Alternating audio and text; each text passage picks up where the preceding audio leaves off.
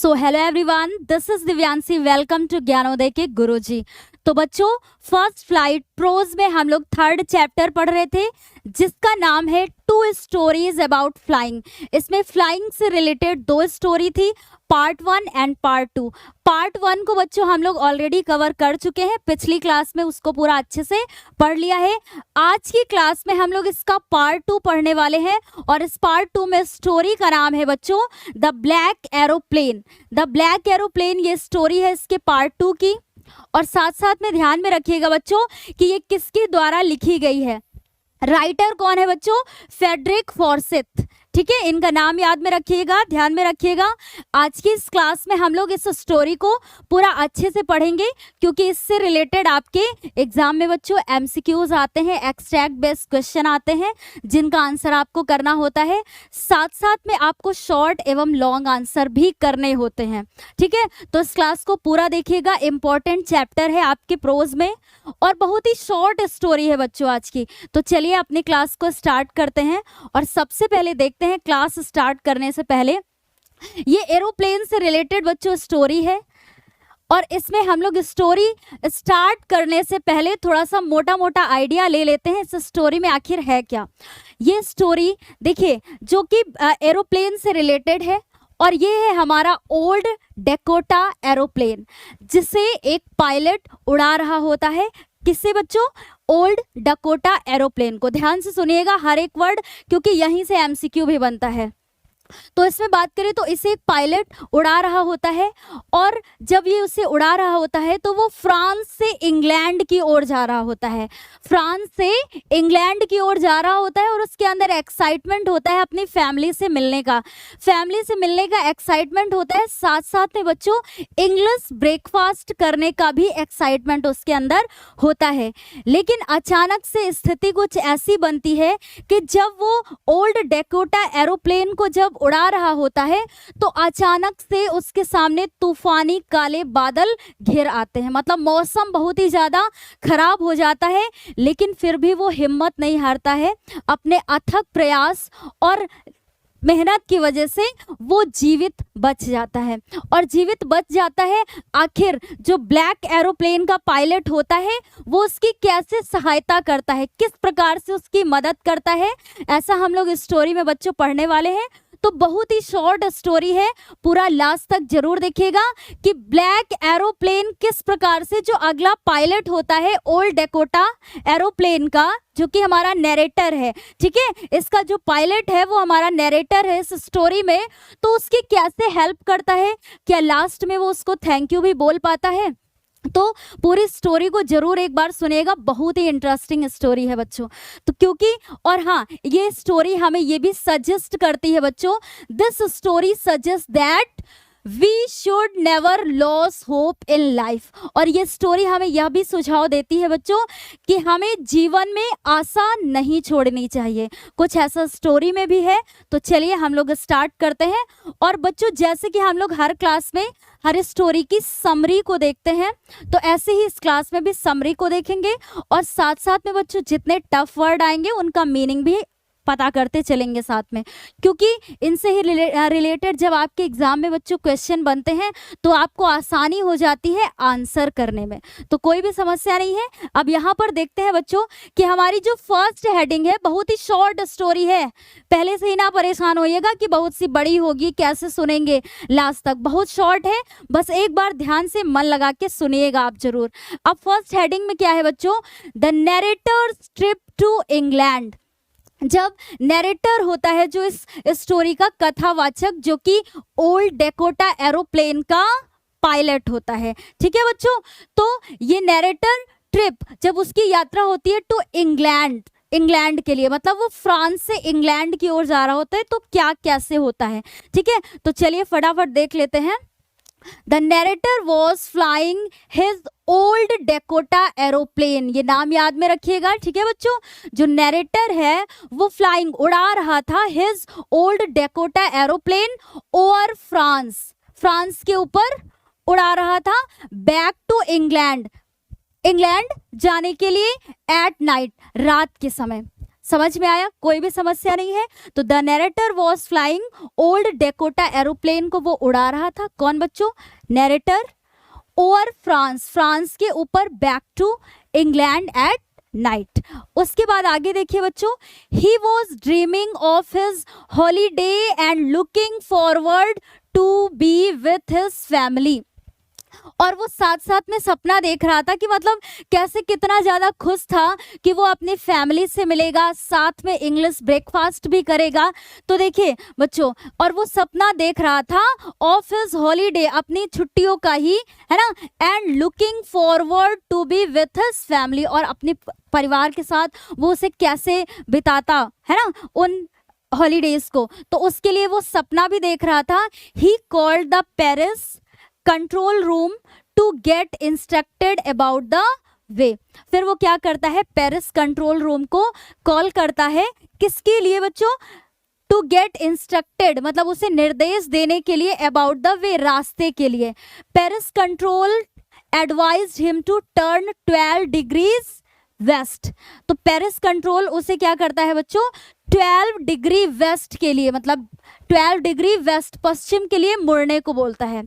क्यों? क्योंकि जब वो फ्रांस से इंग्लैंड की ओर जा रहा होता है बच्चों, तो अचानक से मौसम खराब होता है, तूफानी बादल उस घिर आते हैं और वो उसमें फंस जाता है, सारा बैलेंस उसका बिगड़ जाता है, इस वजह से वो परेशान हो जाता है। ठीक है बच्चों, आगे देखिए क्या है नेक्स्ट हेडिंग में, appearance of storm clouds and a brave decision.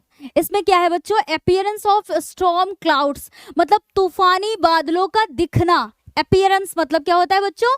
दिखना, नजर आना। ठीक है। ए ब्रेव डिसीजन, और फिर वो डिसीजन क्या लेता है?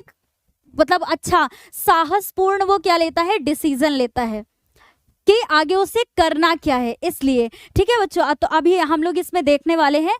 तो देखिए, when the narrator reached 150 kilometre beyond Paris, मतलब जब वो पेरिस से 150 किलोमीटर आगे बढ़ जाता है। कहाँ से बच्चों? पेरिस से, है ना, तो फ्रांस से, मतलब जब वो 150 किलोमीटर आगे बढ़ जाता है, he suddenly saw huge storm clouds in front of him। अचानक से बच्चों वो एक बड़े, है ना, विशाल, ह्यूज मतलब क्या होगा यहाँ पर? विशाल, स्टॉर्म मतलब तूफानी बादलों को, क्लाउड्स मतलब बादलों को, इन फ्रंट ऑफ हिम, अपने सामने घिरा हुआ पाता है। मतलब मौसम क्या हो जाता है बच्चों? पूरी तरीके से खराब हो जाता है। he did not have enough fuel, उसके पास पर्याप्त ईंधन भी नहीं था। ठीक है। To go around the clouds, मतलब वो उस स्थिति से क्या बाहर निकल सके, इसके लिए उसके पास पर्याप्त ईंधन भी नहीं था। फर्स्ट, सबसे पहले तो he thought of going back to Paris, मतलब फिर उसके बाद वो क्या सोचता है सबसे पहले कि क्या वो पेरिस वापस चला जाए। लेकिन फिर आगे देखिए बच्चों, द नैरेटर डिसाइडेड, लेकिन उसने निश्चय कर लिया था, to take the risk and flew into the storm. उसने क्या डिसाइड कर लिया था बच्चों? टेक द रिस्क, मतलब जोखिम उठाने का उसने डिसाइड कर लिया था। फ्लू इनटू द स्टॉर्म, और इस स्टॉर्म मतलब तूफान में ही उसने उसको उड़ाने का भी निश्चय कर लिया था कि वो वापस पेरिस नहीं जाएगा बल्कि इंग्लैंड ही जाएगा, क्योंकि उसके अंदर एक्साइटमेंट भी था अपनी फैमिली से मिलने का, और साथ साथ में इंग्लिश ब्रेकफास्ट भी करने का एक्साइटमेंट था। आगे देखिए बच्चों, but everything went out of control, लेकिन क्या हो जाता है फिर? सब कुछ उसके हाथ से बाहर निकल जाता है। कैसे? कंट्रोल से बाहर हो जाता है एवरीथिंग, सब कुछ, मतलब उसके नियंत्रण में कुछ भी नहीं रह जाता है, उसके हाथ में कुछ भी नहीं रह जाता है। अब आगे देखिए बच्चों होता क्या है। हिज कंपास, कंपास बोले तो बच्चा क्या होता है यहाँ पर? जो दिशा सूचक यंत्र होता है ना, उसको बोलते हैं कंपास। स्टॉप्ड मतलब वो भी काम करना बंद कर देते हैं ना, स्टॉप्ड वर्किंग, तो वो भी काम करना बंद कर देते हैं। जो दिशा सूचक यंत्र होते हैं जिससे पता लगाया जा सकता है, मतलब पता चलता है कि कैसे उसे दिशा निर्देश दिए जाते हैं एरोप्लेन को, तो वो सभी काम करना बंद कर देते हैं। ही ट्राइड, उसने प्रयास किया, to contact the Paris control for directions, लेकिन दिशाओं के लिए फिर उसने प्रयास किया, पेरिस कंट्रोल रूम को कॉल करता है और प्रयास करता है उनसे जानने का, डायरेक्शन दिशाएं है ना, रास्ता जानने का प्रयास करता है, बट लेकिन his radio had also stopped, लेकिन जो उनका स्टॉप्ड वर्किंग, जो उनका रेडियो था वो काम करना क्या कर देता है, बंद कर देता है, स्टॉप्ड है ना, उसने काम करना बंद कर दिया था। किसने बच्चों? उसके रेडियो ने, पेरिस कंट्रोल रूम के रेडियो ने भी काम करना बंद कर दिया था। आगे देखिए, consequently he was totally lost in the storm. क्या होता है बच्चों कि लास्ट में ऐसे क्या होता है कि he was totally lost in the storm, वो तूफान में पूरी तरीके से क्या हो जाता है, खो जाता है, उसे कुछ भी समझ नहीं आता है कि वो किस तरफ जाए, वो फंस जाता है बीच में। ठीक है, तो वो तूफानी बादलों में ऐसे घिर जाता है, मतलब फंस जाता है बीच में, और उसे कुछ भी समझ नहीं आता है कि उसे जाना कहाँ है, क्योंकि संपर्क भी नहीं हो पाता है उसका। आगे देखिए बच्चों क्या है, बहुत ही शॉर्ट स्टोरी है, आप ध्यान से सुनिएगा। Narrator follows black aeroplane. अब जब जो नैरेटर है, जो ओल्ड डेकोटा एरोप्लेन का पायलट है, वो क्या करता है, किससे फॉलो करता है, ब्लैक एरोप्लेन को। कैसे आता है वो उसके सामने, तो अभी सुनिएगा यहाँ पर ध्यान से। तो नैरेटर फॉलोज ब्लैक एरोप्लेन, वो उसे फॉलो करता है, मतलब उसका पीछा करता है। तो देखिए, when the narrator was lost in the storm, जब नैरेटर जो कि ओल्ड डेकोटा एरोप्लेन का पायलट होता है, वो जब पूरी तरीके से बच्चों तूफान में खो गया है ना, लॉस्ट मतलब खो गया, he saw another black aeroplane near him, तो उसने एक दूसरा ब्लैक एरोप्लेन अपने पास में देखा। कोई भी समस्या नहीं यहाँ तक। अब आगे देखिए बच्चों, it had no lights on it wings, और उसके विंग्स मतलब जो एरोप्लेन के पंख होते हैं उनमें कोई लाइट भी नहीं थी, है ना। तो ये कहने का मतलब है यहाँ पर, the pilot in the black aeroplane raised his hand, और जो ब्लैक एरोप्लेन का पायलट होता है उसने अपने हैंड को रेज्ड किया, मतलब उठाया, ठीक है, and signalled the narrator of follow him, ठीक है, और फिर क्या करता है, मतलब उसे इशारा करता है, संकेत करता है कि वो उसे फॉलो करे। किसे? ब्लैक एरोप्लेन का जो पायलट होता है वो दूसरे पायलट से क्या बोलता है, उससे पहले तो हाथ उठा के इशारा करता है और बोलता है कि वो उसको फॉलो करे, मतलब उसके पीछे आए। ठीक है बच्चों, नैरेटर टू फॉलो हिम, वो उसे फॉलो करने के लिए कहता है। The narrator saw the pilot of black aeroplane, जो नैरेटर होता है उसने देखा the pilot of black aeroplane, जो ब्लैक एरोप्लेन में पायलट होता है उसे उसने देखा, waving at him signalling him, कि मतलब वो उसे क्या कर रहा है, संकेत दे रहा है, to follow him pilot of black aeroplane, मतलब और वो क्या कह रहा है उससे, कि उसे फॉलो करने के लिए कह रहा है। तो ये उसे वो देखता है, कौन, जो ओल्ड डेकोटा एरोप्लेन का पायलट होता है। सो इसलिए he followed the strange aeroplane, क्योंकि वो उसने जो ब्लैक एरोप्लेन में पायलट था उसने संकेत भी दिया था, हाथ भी उठाया था और इशारा भी किया था कि आप मतलब मुझे फॉलो करिए, ऐसे कर, जैसे होता नहीं है बच्चों कि ऐसे मुंह से ना बोल करके हाथ से इशारा करते हैं कि आप मेरे पीछे आ सकते हैं, ऐसे करके उस पायलट ने इशारा भी किया, किसको, नैरेटर को। और फिर नैरेटर क्या करता है, उस स्ट्रेंज जो कि अजनबी, स्ट्रेंज का अर्थ क्या होता है बच्चों, अजनबी, जिसे वो जानता भी नहीं था, नैरेटर, है ना। तो वो स्ट्रेंज यानी अजनबी जो एरोप्लेन होता है उसको क्या करता है, फॉलो करता है। कोई भी समस्या नहीं। देखिए इतना समझ में आया आपको कि जब नैरेटर तूफानी बादलों में फंस जाता है और उसका संपर्क भी नहीं हो पाता है पेरिस कंट्रोल रूम से, तो अचानक उसके सामने ब्लैक एरोप्लेन आता है, उसका पायलट जो उसमें होता है ऑलरेडी, उसने अपने हैंड को भी रेज किया, मतलब उठाया, और उसे संकेत भी दिया कि वो उसे फॉलो करे। और उसके बाद जो नैरेटर होते हैं वो उसका मतलब उसका पीछा भी करते हैं, मतलब वो आगे आगे चलता है और उसके पीछे पीछे ओल्ड डेकोटा एरोप्लेन में जो हमारा नैरेटर पायलट होता है वो उसका पीछा करता है। अब आगे देखिए बच्चों क्या होता है, हाँ इसी में अभी कंटिन्यू है, इसी हेडिंग में कंटिन्यू है, ठीक है बच्चों। The narrator followed the black aeroplane for about half an hour, मतलब आधे घंटे तक, हाफ एन आवर का मतलब क्या होगा बच्चों, आधे घंटे तक ब्लैक एरोप्लेन का नैरेटर ने क्या किया, उसे फॉलो किया, लगभग आधे घंटे तक लगातार। अब आगे देखिए बच्चों, नाउ अब he could only fly the plane for 5 और 10 मिनट, लेकिन अब वो केवल कितने मिनट, 5 और 10 मतलब 5 या 10 मिनट और उसे उड़ा सकता था प्लेन को। क्यों, क्योंकि देखिए ही फेल्ट फ्राइटेंड अगेन, फिर से वो डर महसूस करता है। कौन बच्चों, नैरेटर, जो कि ओल्ड डेकोटा एरोप्लेन का पायलट होता है, वो डर जाता है, फिर से डर वो महसूस करता है, और वो सिर्फ और सिर्फ कितना उड़ा सकता था अपने प्लेन को, सिर्फ 5 और 10 मिनट।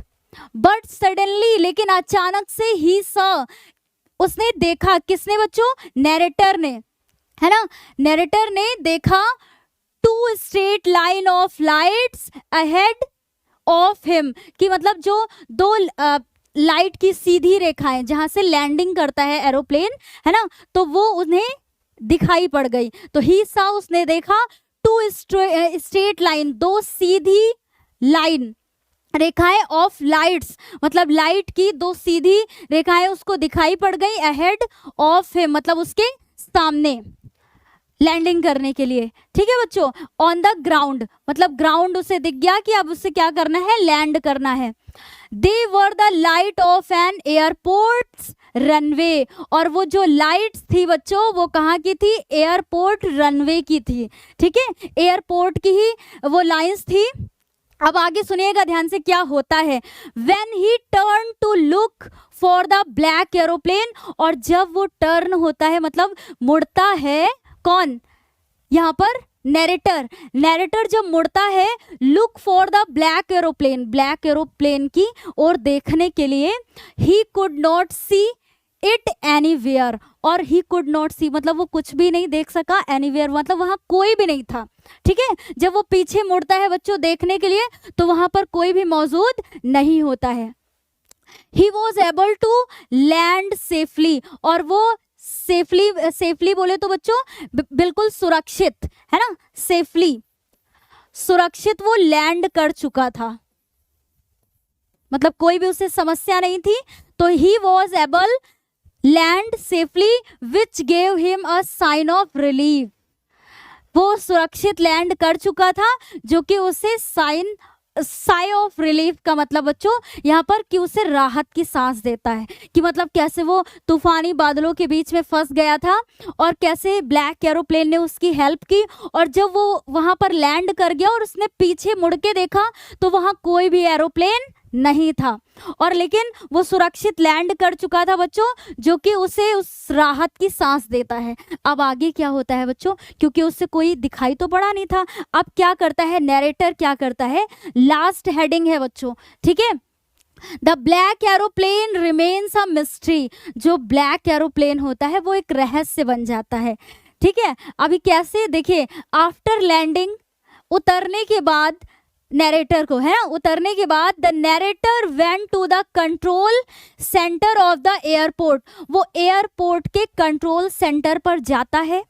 ही आस्क्ड, और उसने पूछा, द वुमेन, जो वहां पर एक लेडी थी, औरत थी, उससे उसने पूछा, इन द कंट्रोल सेंटर में जाकर के उसने वुमेन से पूछा कि अबाउट द मिस्टीरियस प्लेन, किसके बारे में पूछा बच्चों उसने, अबाउट द मिस्टीरियस प्लेन मतलब वो जो मिस्टीरियस रहस्यमयी वो था जो एरोप्लेन, उसके बारे में पूछा।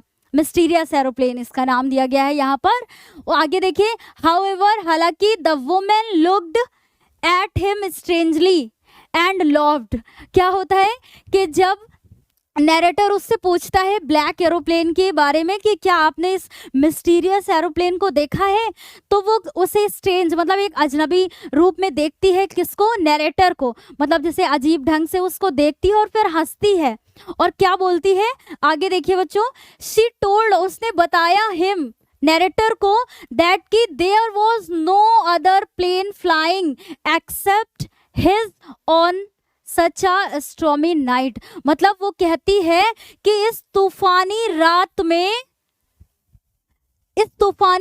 में उसके प्लेन के अलावा कोई भी प्लेन नहीं उड़ रहा था।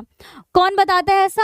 वुमेन बताती है, ठीक है, कि there was no other plane, वहां और कोई भी प्लेन नहीं था, फ्लाइंग मतलब उड़ रहा था, except his own such a stormy night, मतलब सिर्फ तुम्हारे प्लेन के अलावा इस तूफानी रात में कोई भी एरोप्लेन नहीं उड़ रहा था। आगे देखिए बच्चों, द नैरेटर वॉज सरप्राइज्ड, अब जो नैरेटर है वो सरप्राइज्ड हो जाता है, मतलब सोच में पड़ जाता है, आश्चर्यचकित हो जाता है। एट दिस, मतलब इस सभी की वजह से वो क्या हो जाता है? सोच में पड़ जाता है। He wondered who had helped him, और उसे आश्चर्य होता है कि हु हैड हेल्प्ड हिम, कि आखिर किसने उसकी मदद की। वो ब्लैक एरोप्लेन में जो पायलट होता है वो कौन होता है, किसने मतलब उसकी मदद की, कि वो उसको लास्ट में थैंक यू भी नहीं बोल पाता है। तो सोचिए कितनी अच्छी ये स्टोरी थी बच्चों। अब वो कौन होता है, कैसा होता है, ये इस स्टोरी में नहीं दिया हुआ है, क्योंकि नरेटर को खुद ही नहीं पता होता है कि आखिर वो कौन था जिसने मेरी इस ऐसी स्थिति में मेरा साथ दिया, मतलब उसने उसकी हेल्प की। तो ये नैरेटर के लिए भी बच्चों सोचने वाली बात थी कि आखिर कौन उसकी मदद कर गया, और हम लोग के लिए भी सोचने वाली बात है कि आखिर कौन उसकी मदद कर गया, उसमें पायलट जो भी था वो कौन था। तो इस स्टोरी में बच्चों इतना ही था, और लास्ट में हम लोगों ने बोला था कि इससे रिलेटेड करेंगे एमसीक्यूज। अब इससे रिलेटेड एमसीक्यूज करेंगे बच्चों, जो कि द ब्लैक एरोप्लेन स्टोरी से ही सारे रिलेटेड होंगे, संबंधित होंगे, क्योंकि आपके एग्जाम में इससे रिलेटेड एमसीक्यूज आएंगे भी, ठीक है बच्चों। तो 3 एमसीक्यूज चैप्टर से रिलेटेड आते हैं, तो इसलिए पूरा अच्छे से तैयार करिएगा। एक बार अगर आपने स्टोरी अच्छे से पढ़ ली तो उसके बाद आपको सारे आंसर क्लियर हो जाएंगे। तो चलिए देखते हैं अपना फटाफट फर्स्ट क्वेश्चन क्या होता है। फर्स्ट क्वेश्चन क्या है बच्चों? The pilot was flying from, जो पायलट था वॉज फ्लाइंग, वो उड़ा रहा था, कहाँ से कहाँ तक उसे उड़ाना था, मतलब फ्रॉम, है ना। तो वो क्या था? इंग्लैंड टू फ्रांस था, या इंग्लैंड टू इंडिया था, या फिर बोले बच्चों तो फ्रांस टू इंग्लैंड था, या फ्रांस टू इंडिया था। तो जो इसका सही जवाब होगा कि जो ओल्ड डैकोटा एरोप्लेन का पायलट होता है वो कहाँ से कहाँ तक उसे जाना था, और वो जब एरोप्लेन उड़ा रहा था तो कहाँ से कहाँ तक उड़ा रहा था। तो बच्चों जो इसका सही जवाब होगा वो क्या होगा? France to England. तो यहाँ क्या होगा बच्चों? France to England. इसे कंप्लीट करना है, ठीक है बच्चों। ऐसे ही करके आपके एग्जाम में एमसीक्यूज भी आ सकते हैं। तो इसका सही जवाब होगा बच्चों फ्रांस टू इंग्लैंड। अब आगे अगला क्वेश्चन देखते हैं बिना टाइम वेस्ट किए, क्योंकि स्टोरी आपको समझ में आ गई है, कोई भी डाउट नहीं है। तो अब अगला क्वेश्चन देखिए, जो सेकंड क्वेश्चन है आपका, which control station did he contact on his way. Which control station मतलब कौन से कंट्रोल स्टेशन पे वो उसने कांटेक्ट किया था। ऑन हिज वे मतलब रास्ते के लिए उसने कौन से कंट्रोल स्टेशन से उसने संपर्क किया था। तो देखिए बच्चों, पेरिस, इंडिया, इंग्लैंड, या फिर he did not contact any, की मतलब किसी से भी उसने संपर्क नहीं किया था। तो बच्चों जो इसका सही जवाब होगा कि उसने कौन से कंट्रोल स्टेशन से संपर्क किया था, जो कि वो फ्रांस से थोड़ा सा ही आगे बढ़ा था। तो जाहिर सी बात है फ्रांस यानी पेरिस, ठीक है बच्चों। तो इसका जो सही जवाब होगा, फ्रांस की कैपिटल क्या है बच्चों? पेरिस। तो यहाँ पर पेरिस होगा सही जवाब, कोई भी कंफ्यूजन नहीं है। हाँ, अब थर्ड क्वेश्चन देखते हैं बच्चों, फटाफट आंसर दीजिएगा और लास्ट में मुझे बताइएगा कि आपने स्टोरी पढ़ने के बाद कितने एमसीक्यू सही किए हैं, ठीक है बच्चों। What risk did the pilot take, pilot ने कौन सा रिस्क लिया था, मतलब कौन सा जोखिम उठाया था।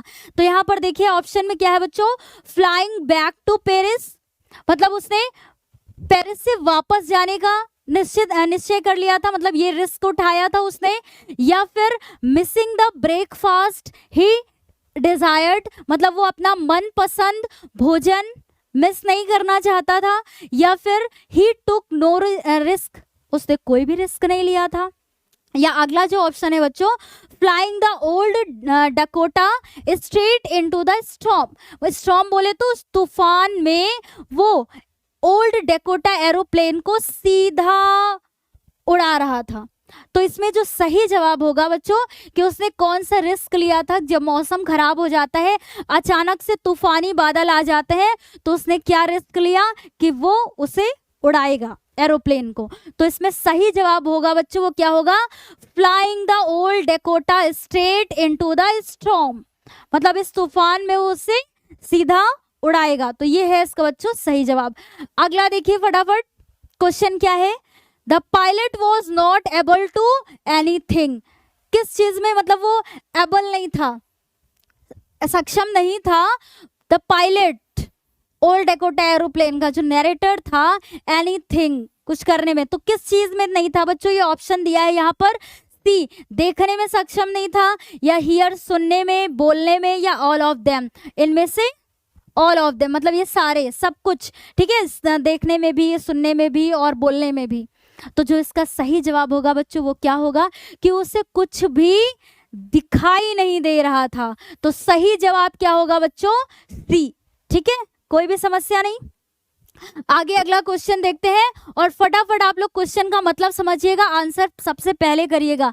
What was the purpose behind college Paris control, Paris control room को कांटेक्ट करने का उसका क्या पर्पस था, उद्देश्य क्या था, उसके पीछे क्या उद्देश्य था बच्चों, to know about air traffic, या to know the direction of the route, या अगला ऑप्शन क्या है बच्चों, to know the details about landing, या लास्ट ऑप्शन है नन ऑफ दीज। तो क्वेश्चन का मतलब आपको समझ में आया, क्वेश्चन में क्या कह रहा है, व्हाट वाज द पर्पस, उसका उद्देश्य क्या था, behind the calling Paris control, Paris control room को कॉल करने के पीछे उसका उद्देश्य क्या था बच्चों, कि to know about air traffic, know air traffic की कोई बात नहीं हो रही है, to know the direction of the route, yes वो दिशा जानना चाहता था उस रूट की, ठीक है बच्चों, और to know the detail about landing, ये भी ऐसा कुछ नहीं था, तो ये तो बिल्कुल ही नहीं होगा।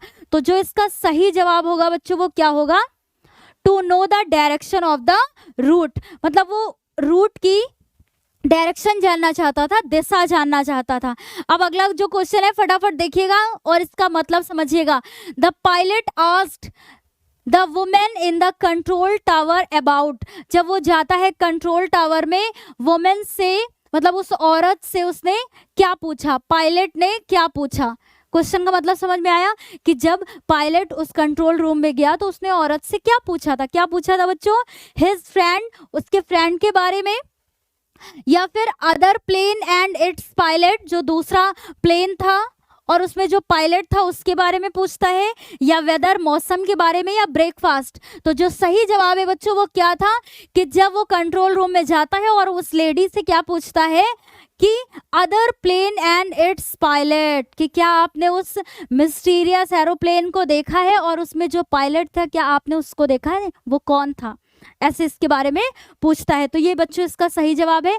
अगला क्वेश्चन है, सुनिएगा ध्यान से देखिएगा, I will take the risk, मैं रिस्क मतलब ये जोखिम उठा लूंगा या ले लूंगा। Why did the pilot want to take the risk, क्यों वो रिस्क को मतलब जोखिम को उठा लेता है, मतलब ले लेता है, कौन बच्चों, पायलट, है ना, क्यों उसने वो जोखिम उठा लिया था, कि जोखिम ले लिया था कि वो आगे प्लेन को चलाएगा। तो देखिए बच्चों, टू मीट हिज फैमिली, क्योंकि वो अपनी फैमिली से मिलना चाहता था, या to have an English breakfast, और इंग्लिश ब्रेकफास्ट को करना चाहता था साथ में, और या टू प्रूव हिज करेज, वो अपना साहस साबित करना चाहता था, उसे प्रूव करना चाहता था, या बोथ ए एंड बी, इनमें से मतलब बोथ ए एंड बी, ए और बी दोनों। तो बच्चों जो इसका सही जवाब होगा कि उसने आई विल मतलब उसने क्यों, किस वजह से रिस्क ये लिया था, तो किस वजह से लिया था बच्चों, टू मीट हिज फैमिली, क्योंकि वो अपनी फैमिली से मिलना चाहता था, और साथ साथ में बच्चों to have an English breakfast, to have an English breakfast, और वो उनके साथ में इंग्लिश ब्रेकफास्ट को भी करना चाहता था, मतलब उसे मिस नहीं करना चाहता था। तो जो इसका सही जवाब होगा बच्चों वो क्या होगा, D, both A and B, ठीक है बच्चों। तो ये भी होगा, इसमें ये भी होगा, इसलिए जो सही जवाब होगा बच्चों वो क्या होगा, D, both A and B, मतलब ए ऑप्शन भी होगा और बी ऑप्शन भी होगा। मैं इसको इरेज कर देती हूँ वरना बच्चे कंफ्यूज हो जाएंगे कि मैम ने इसमें सही ऑप्शन क्या बताया है। तो सही ऑप्शन क्या होगा बच्चों, ए और बी दोनों। अब आगे देख लेते हैं फटाफट। 8th नंबर क्वेश्चन क्या है, why was it impossible to see anything outside the aeroplane. Aeroplane से बाहर देखना कुछ भी इम्पॉसिबल था, मतलब असंभव था। क्यों था ये, मतलब इसका कारण क्या था। क्वेश्चन समझ में आया, कोई भी समस्या नहीं है। तो as there were hail storm outside, क्योंकि उसके बाहर हेल स्टॉर्म था, ठीक है, इस वजह से। या फिर जो अगला ऑप्शन है बच्चों वो क्या है, हाँ, as there were dark cloud all around, कि मतलब चारों ओर डार्क क्लाउड, काले बादल घिर गए थे। या इट वॉज नाइट टाइम, या ऑल ऑफ द अबव। तो इसका कारण क्या था बच्चों, वाई वॉज द इम्पॉसिबल, कि असंभव था टू सी, मतलब देखना, anything outside the aeroplane, aeroplane के आउटसाइड मतलब बाहर देखना कुछ भी असंभव था।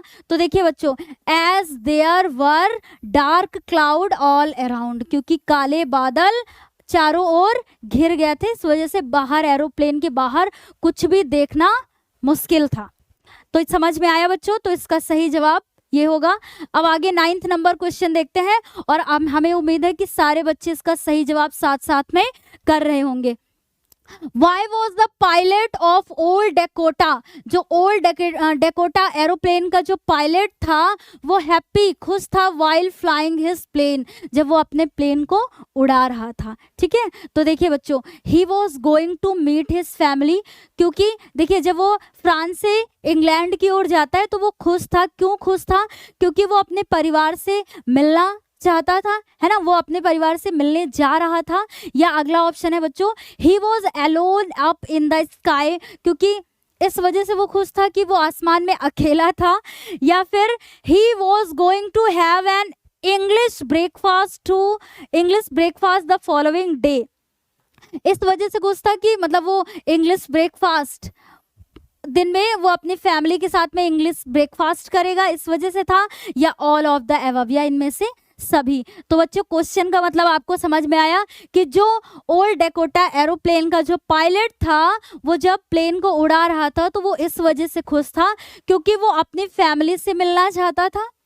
और साथ साथ में बच्चों he was alone up into the sky, तो जो इसमें बच्चों सही जवाब होगा वो क्या होगा, इसमें ऑल ऑफ द अबव, ठीक है, क्योंकि वो फैमिली से भी मिलना चाहता था और स्काई में भी क्या था, एलोन था, अकेले था। He was going to have an English breakfast the following day, और साथ में वो इंग्लिश ब्रेकफास्ट भी करना चाहता था। जो सही जवाब होगा बच्चों वो क्या होगा, यहाँ पर ऑल ऑफ द अबव, इनमें से सभी। अगला देखिए बच्चों क्या है question, I should call Paris control soon, मतलब मुझे जल्दी ही पेरिस कंट्रोल से संपर्क करना चाहिए। Why did the pilot thought of doing so? Pilot ने ऐसा करने के लिए क्यों सोचा?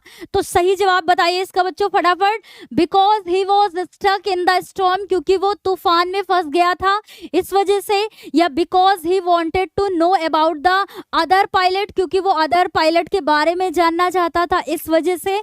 या फिर because he wanted to direction of for England, ये इंग्लैंड के लिए वो डायरेक्शन मतलब दिशा को जानना चाहता था। या because he wanted to go to Paris, कि वो पेरिस वापस जाना चाहता था, ठीक है बच्चों। तो जो इसका सही जवाब होगा कि why did the pilot thought of doing so, इसने ऐसा जल्दी करने के लिए क्यों सोचा, because he was stuck in the storm, क्योंकि वो तूफानी बादलों के बीच में फंस गया था। तो जो इसका सही जवाब होगा बच्चों क्या होगा, ये फर्स्ट। ओके, कोई भी समस्या नहीं। तो आज की क्लास में बच्चों हम लोगों ने प्रोज में फर्स्ट फ्लाइट प्रोज का 3rd chapter 2 stories about flying से रिलेटेड दोनों पार्ट को कवर कर लिया है। First part and second part को आज की क्लास में कंप्लीट कर लिया है, जिसमें हम लोगों ने द ब्लैक एरोप्लेन इस स्टोरी को कवर किया। साथ साथ में बच्चों हम लोगों ने स्टोरी पढ़ने के बाद इससे रिलेटेड एमसीक्यूज भी कर लिए। तो आज की हमारी क्लास में बच्चों हम लोगों ने स्टोरी को भी कंप्लीट किया, साथ में इसके एमसीक्यूज भी किए। तो क्या आपको ये स्टोरी वास्तव में समझ में आई, क्या ये आपको अच्छी लगी? और ये भी मुझे बताइएगा, कमेंट बॉक्स में लिख करके बताइएगा कि लास्ट में जो हम लोगों ने एमसीक्यूज किए उसमें कितने आपके करेक्ट हुए हैं, वो भी मुझे बताइएगा। और साथ में ये भी बताइएगा क्या ये स्टोरी आपको वास्तव में समझ में आई है, कैसा लगा है पढ़ के आपको, ये भी कमेंट बॉक्स में लिख करके मुझे जरूर बताइएगा। तो आज की क्लास में इतना ही बच्चों, मिलते हैं अगली क्लास में, तब तक के लिए bye bye, take care, thank you, best of luck.